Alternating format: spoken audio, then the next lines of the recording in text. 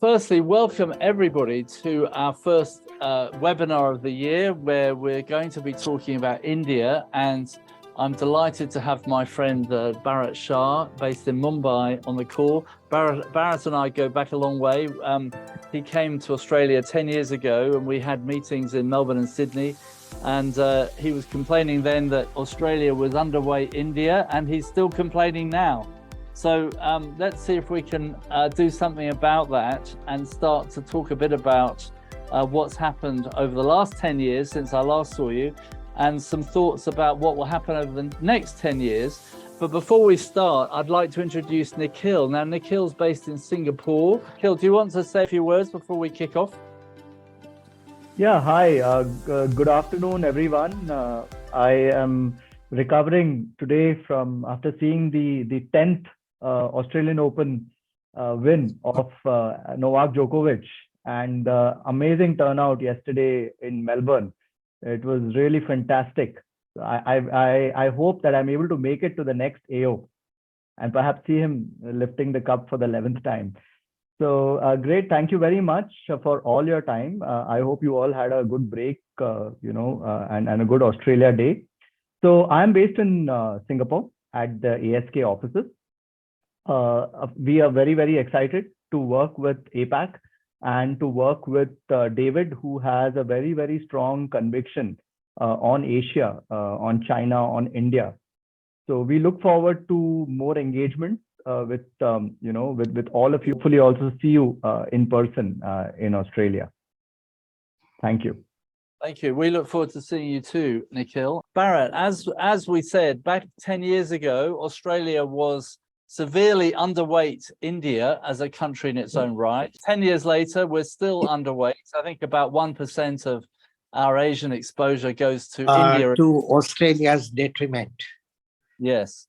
And so hopefully we can do something about that this year, because other markets aren't looking so flash at the moment. So what have we missed out on over the last 10 years, Bharat?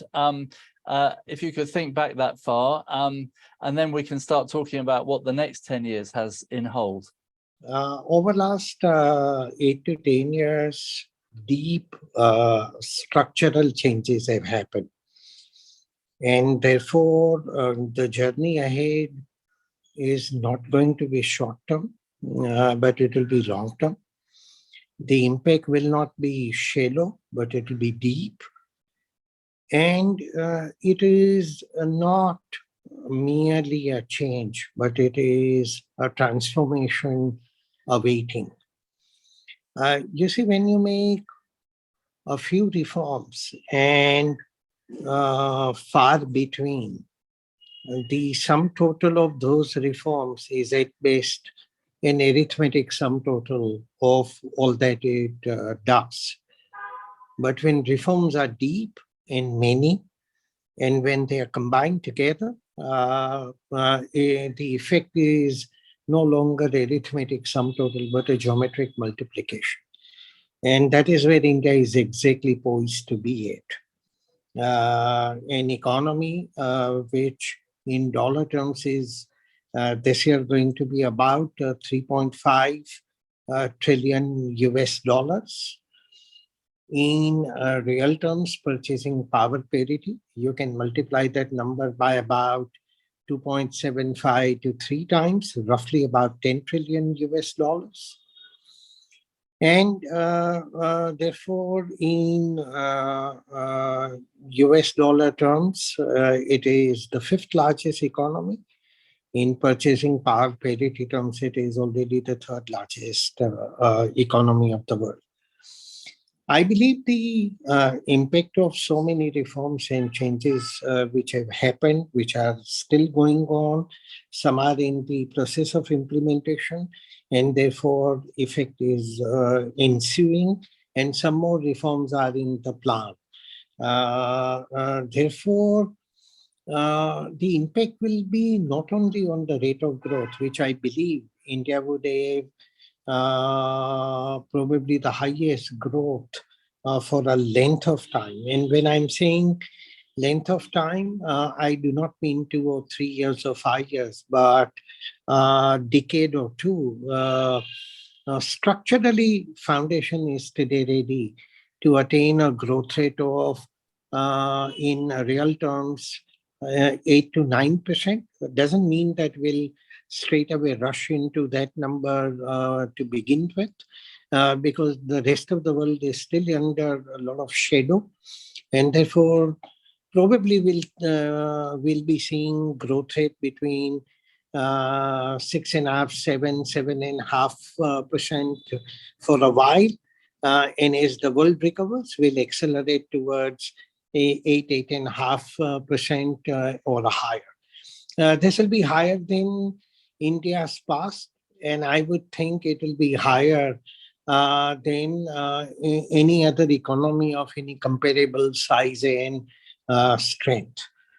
More importantly, the greater value of that growth will come from greater predictability because of the deep structural reforms.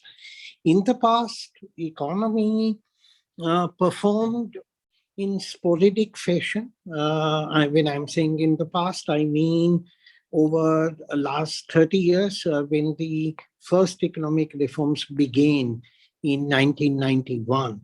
Since then, it performed in fits and starts because whenever situation was conducive, it produced a better growth, but then it subsumed itself into inflationary pressure because supply side initiatives were not many. And therefore, the growth was held hostage to the situationality rather than structural strength. That resulted in markets also not being valued all that high for a simple reason because the predictability was not very high. It was not deep. It was not long term. And therefore, markets obviously reflected that near-term kind of a bias because of the lack of predictability, sustainability, durability of the growth. Importantly, quality of the growth also is undergoing a dramatic change in terms of capital efficiency of the system, which means ability to get more out of the same resources or using less resources to get the same outcome.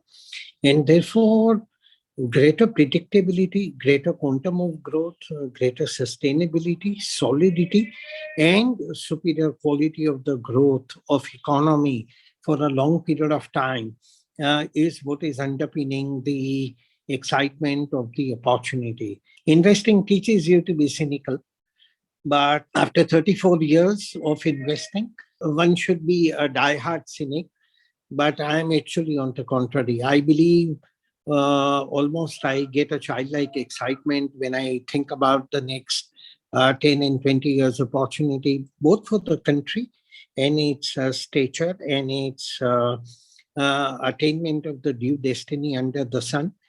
Importantly, its impact on the businesses, the profits and the growth, value creation by the quality entrepreneurs, and value creation by investors who are long-term, disciplined, qualitatively sound, and investors who behave with wisdom. That is where I see the kind of the opportunities we stand today. Therefore, what we saw 10 years back when we met and we were discussing, we have come a far way from there.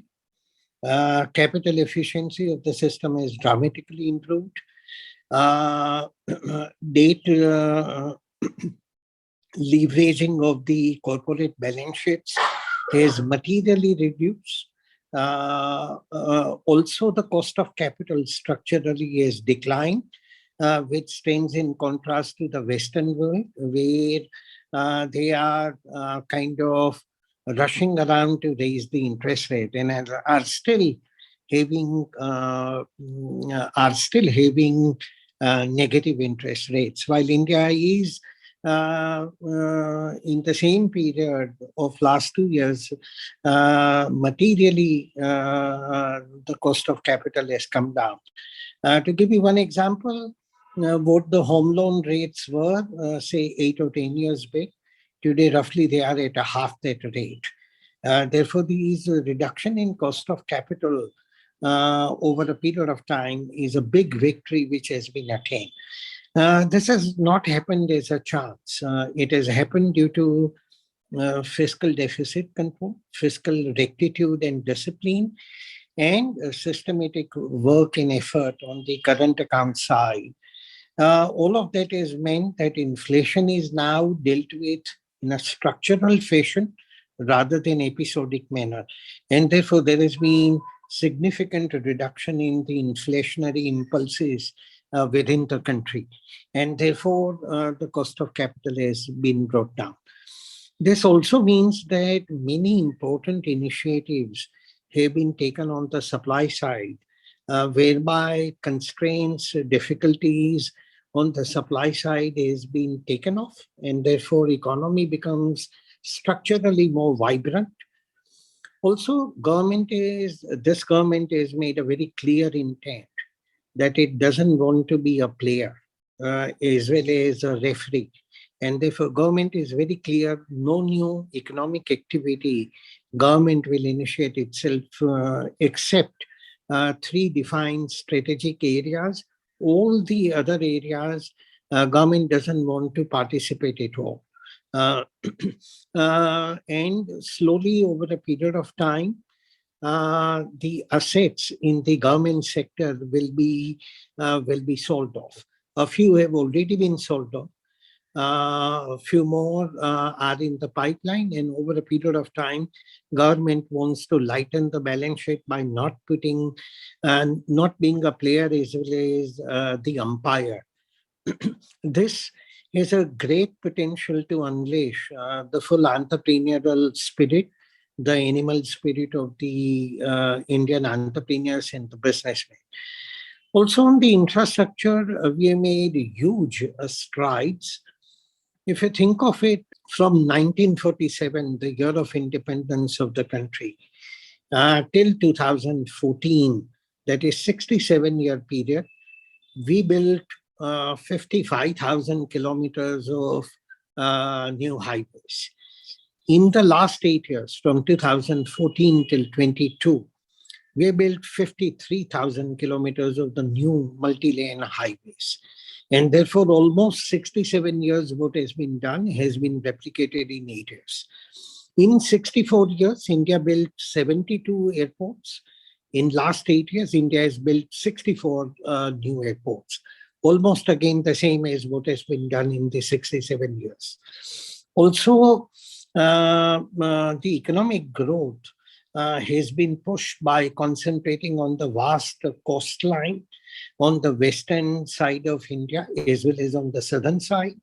And on railway, a lot of deep and structural changes have been effected. Therefore, infrastructure, which has been a bugbear of India for a length of time, has begun to mend dramatically.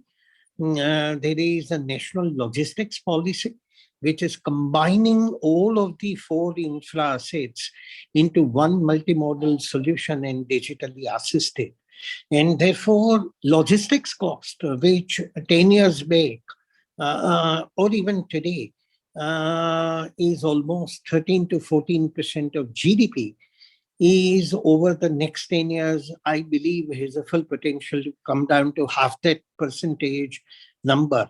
And therefore, in a rising economy, falling percentage of the logistics cost will mean dramatic savings for the businesses and efficiency, ability to reach customers faster, the ability to engage with the external world better, and attain a greater scale and efficiency. One of the biggest and the deep changes which began about 8 years back and which is now fully visible has been powerful initiative of creating digital public goods. And I would say India is right at the forefront of creating digital public goods. United Payment Interface, a completely homegrown Indian solution for effecting payments, is a great example of that, a world leader in that solution. Even the most developed countries do not have a solution of the same breathtaking beauty or the scale. And India has become a digital payment leader in a brief 6 years' time since the launch of that United Payment Interface. During the pandemic time, India ensured that 1.35 billion people, their vaccination got done through a completely digital platform called CoWIN. Unlike in a lot of parts of the Western world, where even today, signed, handwritten vaccine certificates are being administered. And this has been a full program end to end from appointment to vaccine administration and everything thereafter. And the other very powerful digital public good which has been unleashed, which is in the beta stage, about to complete, is called ONDC, Open Network for Digital Commerce, which will do hopefully something similar in the e-commerce space, what India has attained on the payment side. Uh, the other one that has been an idea which has been launched is account aggregator. Then digital account aggregator will make credit efficient, timely, faster, cheaper, and more superior credit assessment. India digitally has ensured that every single person's identity digitally privacy protected has been attained in a fail-safe way. And each individual, virtually 99% of the population is covered with the bank accounts, which is like a digital financial pathway. The next part is digital adoption and technology adoption. And that is making India a low-cost economy. It is making more efficient economy, faster economy, scaled economy, and that means lower cost and superior capital efficiency. The other part has been a data revolution. And 8 or 9 years back, Geo launched their telecom solution where voice became free. Data was abundant and cheap, one of the lowest cost in the world. And all the revolutions that we see on the mobile, on the laptop or PC, all the digital applications, e-commerce, OTT, and what have you, all are taking birth on the riding on that data. And 5G will aid a huge amount of opportunity, especially on the enterprise side. And I believe India will be right at the forefront in terms of being the fastest and probably the qualitatively the best 5G network rollout in the world. The other part has been startup ecosystem. One of the biggest in the world today and easily the most vibrant. It will do three things: new entrepreneurship, new innovations, and new business models. The one another area which has been manufacturing, where production link incentive scheme program has been launched on three parameters. Manufacturing areas of strategic national importance.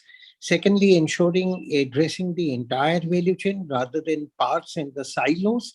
And third, at a scale, not only for the domestic economy, but also for the international part.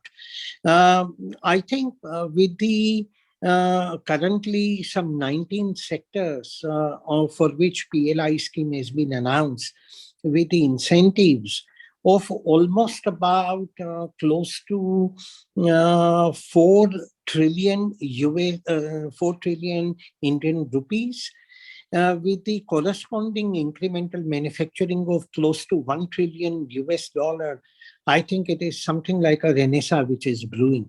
To give you one example, 4 years back, India would import about $3 billion.4 US dollars of mobile phone imports every month.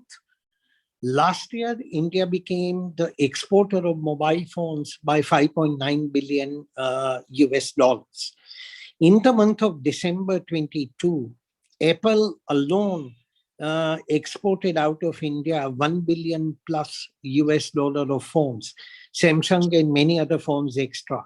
And therefore, PLI scheme has a great potential. Thank you again from all of us for being here, and look forward to seeing you back in Australia before too long. Sure, David. Look forward to it. And Nikhil, thank you for all the arrangements. Thank you everybody for joining, and look forward to seeing you all soon.